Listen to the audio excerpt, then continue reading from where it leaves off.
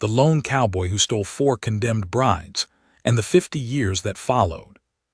There is a piece of rope in my desk drawer, cut clean on one end and frayed on the other, and I want to tell you about the frayed end first, because that's the part nobody asks about.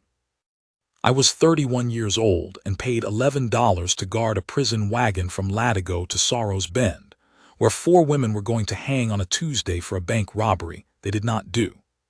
I know that because I'd been in Latigo the night it happened, drinking bad rye with the man who did do it, a freight agent named Purdy who bragged about it 2 towns later before somebody shot him over a card game and took the story to whatever came after. Nobody in Sorrow's Bend cared to hear that from a hired gun with a record of his own. So I sat the wagon box with a shotgun across my knees and 4 women behind me in irons, and I told myself it wasn't my business. The oldest of them was maybe 40, a widow named Alma who hadn't said 6 words the whole ride.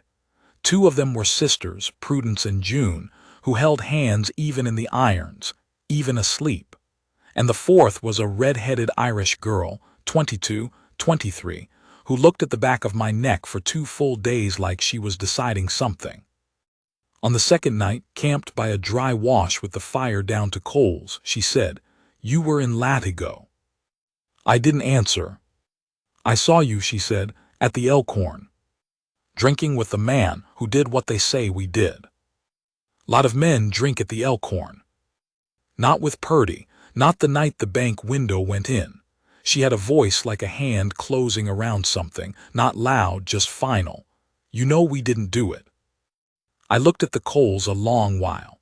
Then I looked at her, and she wasn't crying, wasn't begging, just watching me the way you'd watch a man across a poker table, waiting to see if he had the nerve to fold something he already knew was a losing hand. "Doesn't matter what I know," I said. "I'm not the judge." "No," she said, "you're the one with the key." I want to tell you I decided right then, in one clean moment the way stories go. I didn't. I sat with that a full day more, watching Alma's hands shake from the cold, watching the sisters share the last of their water without being asked, watching the redhead. Her name was Bridget. She told me that night, Bridget Doyle, out of County Clare by way of a ship that took her mother and left her, watching Bridget go quiet and still like a woman saving her strength for something. I've thought since that she wasn't waiting on me to be brave. She was getting ready to do it herself, with or without me, and I believe to this day she'd have found a way. I cut the ropes at the ford, where the wagon had to slow for the water, where the second guard, a boy named Tull who'd fallen asleep more nights than not, was snoring against the tailgate. I still don't fully know why that was the moment. Maybe it was just the water, the sound of it covering what little noise 4 sets of irons make when a key turns quiet and careful. I unlocked Alma first because her hands were shaking worst, then the sisters, then Bridget last, and when I got to her the key stuck a half turn and she looked up at me not scared, not grateful even, just steady, like she'd already known I would. "Now what?" she said. "Now we ride," I said, "and you never say my name to anybody and I never say yours." We didn't keep that promise, not the second half of it, but I'm getting ahead. Here is the frayed end of the rope. It's not from the irons. It's from the noose they'd have used, the one I cut down off the gallows crossbeam in Sorrow's Bend 3 weeks later, in the dark, on a fool's errand I couldn't leave alone, because I kept thinking about that rope hanging there finished and unused, and I didn't want it finished for the next 4 women some marshal decided were convenient. I climbed up with a skinning knife and cut it down and coiled it and never told a soul why. Bridget found it in my saddlebag a year on and asked, and I told her the truth, and she didn't laugh at me. She just took the coil and cut it in half with her sewing shears quick, before I could stop her, and kept one end and gave me the other. "So it's not just yours to carry," she said. "That's the end in my drawer. Hers is buried with her." We ran for 11 days that first stretch, the 5 of us, before the posse gave it up as too much trouble for a robbery that even the marshal's own deputy had started to doubt. Alma left us in a mining camp in the Sangers, took work as a cook, wrote Bridget letters for 30 years in a hand that got shakier every decade until it stopped. The sisters went north, married brothers of all things, ranchers outside Miles City, and Prudence sent a Christmas card every year with a pressed flower in it until she died at 91, which Bridget always said was proof God had a sense of humor about second chances. And Bridget stayed. I want to be honest with you, because there's no use telling this pretty. I was not a man built for staying with. I'd been a hired gun since 16. I had 2 dead men on my conscience I still see when the whiskey's thin enough to let them in, and I figured any woman with sense would ride as far from me as the horse would carry her once the danger passed. I told her that, straight out, sitting a fire in the Sangers with Alma already gone and the sisters 2 days out. "You don't owe me anything," I said. "You're free, go be free somewhere I'm not." She was mending a stocking, and she didn't look up right away, which I've learned since is how she does her deciding, hands busy, eyes down, and then up all at once like a door opening. "I know what I owe," she said. "I don't owe you my life. You didn't give it to me, I was never yours to give it back to. But I've been watching you for 11 days, Cormac Vane, and you're the first man I've ever known who did the hard thing when the easy thing would have cost him nothing." She bit the thread. "That's not a debt. That's just something I noticed." I didn't know what to say to that. Nobody had noticed me in a long while, not the good kind of noticing. 50 years is a long stretch to tell in one sitting, so I'll give it to you the way I have it, which is not straight through. It comes back to me in pieces, the way a man's life does once he's old enough to have one worth remembering.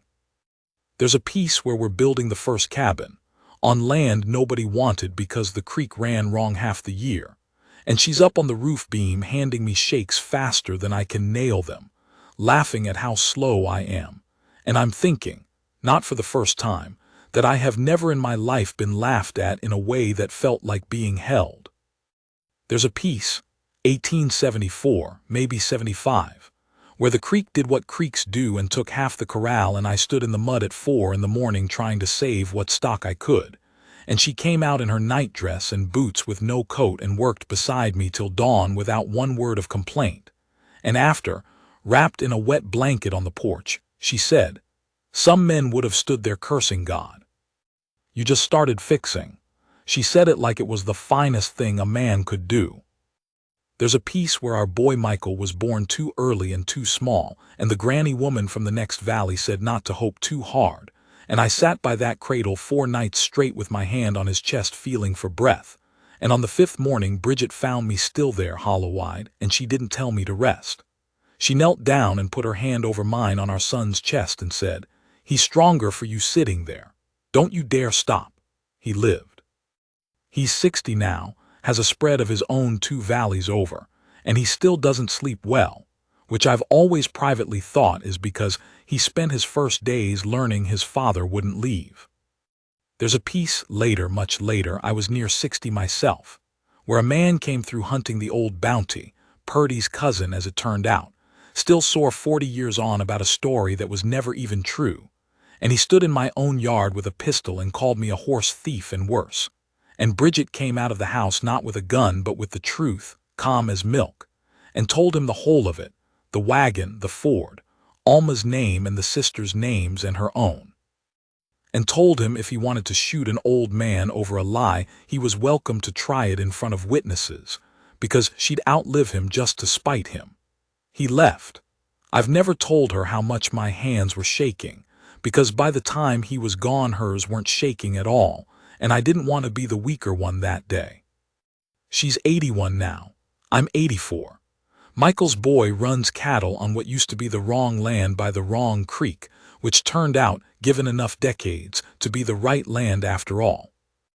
Most evenings we sit the same porch we built the summer after the roof beams, and her hands have gone soft and spotted where they used to be quick and hard, and mine shake some now, worse than that day with Purdy's cousin, and she still doesn't say anything about it, just reaches over and holds the cup steady for me without making it a thing.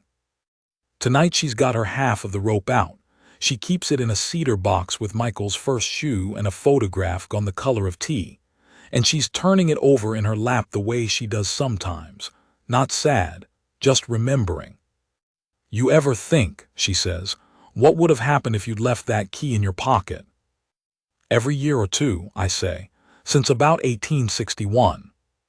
She laughs, still has that laugh, thank God, the one from the roof beam, and reaches over and puts her hand flat on my chest, the same place she put it over mine on our son's, all those years back, like she's checking that I'm still there, still working.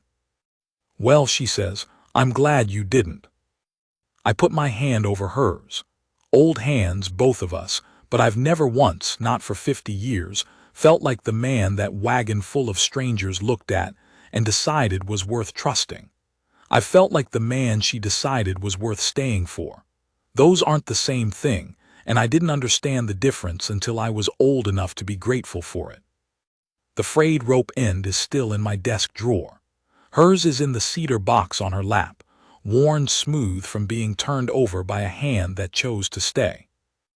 That's the whole of it. I was never the one who saved anybody, not really. I just had a key and the nerve to use it once, and 50 years to learn what a woman like that does with a man who does the hard thing when nobody's watching. She's watching now, she always was.